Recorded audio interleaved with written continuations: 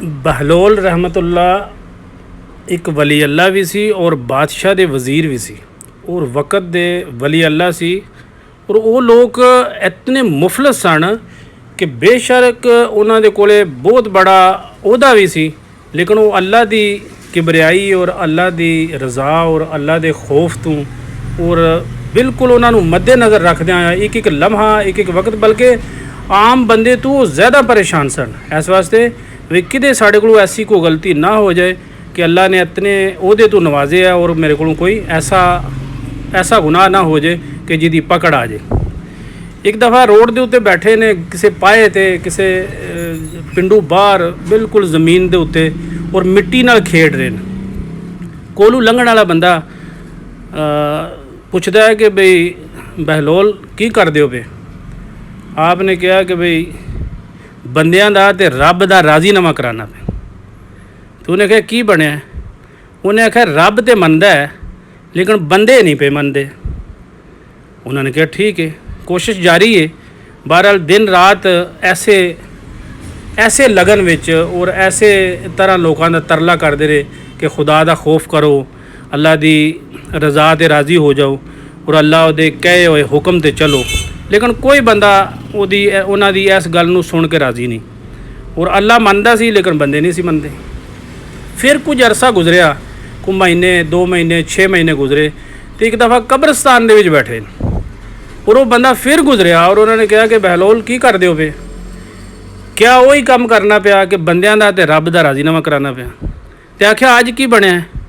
आख्या अज बंदे मनते ने, अज रब नहीं पिया मनता, बनया कुछ भी नहीं। यानी एक टाइम आ जाता है कि जदों पहला अल्लाह मनता है तो बंदे नहीं मनते, तो फिर जिस वक्त बंदे मनते हैं तो फिर अल्लाह का टाइम ख़त्म हो जाता है। इस वास्ते अज टाइम है, अज मन जाओ। दुनिया के उत्ते सब तो मुश्किल लम्हा वो है कि जिस वक्त तुहाड़ी खाली जेब होवे और खाली जेब लैके टुरना और बंदियां नाल गल करना। लोगों का ईमान ही पैसा बन गया कि जिहदे कोले माल है ओदी हर झूठी और हर बेबुनियाद गल और बेतुकी गल और बेमकसदी गल नूं लोग इन्ने हासे माहौल और इन्नी सच्ची समझते हैं कि वह किया होया मजाक भी जड़ा ना उन्होंने भी लोग सिर मत्थे ते रखते हैं। लेकिन एक गरीब आदमी या जिहदी जेब च पैसे नहीं आन या जिहड़ा माड़ा बंदा है वो अगर बिल्कुल 100% सच्ची भी गल करे तो वही गल नूं तरजीह नहीं देने क्योंकि वो माड़ा है।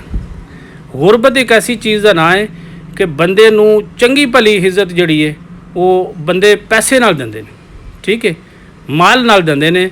जबकि वक्त एक ऐसा आ गया कि एंडा सख्त दौर है। इस दौर दे विच हर बंदे की इज्जत, हर बंदे का माल, हर बंदे का लेन देन रहन सहन दुनिया के उत्ते सिर्फ माल रह गया।